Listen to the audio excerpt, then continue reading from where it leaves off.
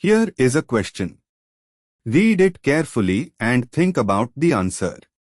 Let us solve it step by step. Let us first understand the key concept here. In an SN1 E1-type ionization step, the transition state resembles the carbocation being formed, Hammond's postulate for endothermic steps. Therefore, the stability of the transition state mirrors the stability of the carbocation product. Step 1. Identify the carbocations formed. Reaction 1, CH3+, methyl carbocation, primary, 0 alkyl substituents. Reaction 2, CH3, 3C+, tertiary carbocation, 3 alkyl substituents.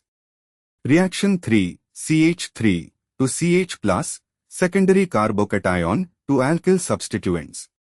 Step 2. Rank carbocation stability.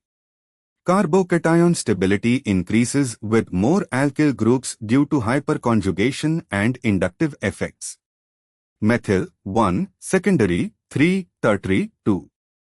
So stability order CH3+, CH3 to CH+, CH3, 3C+. Step 3. Apply Hammond's postulate.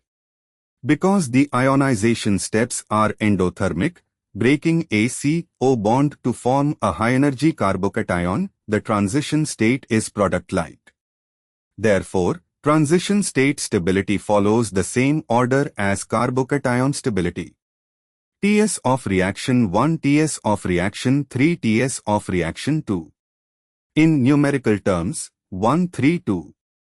Step 4. Eliminate wrong options. A. 1 to 3 incorrectly places tertiary Ts less stable than secondary.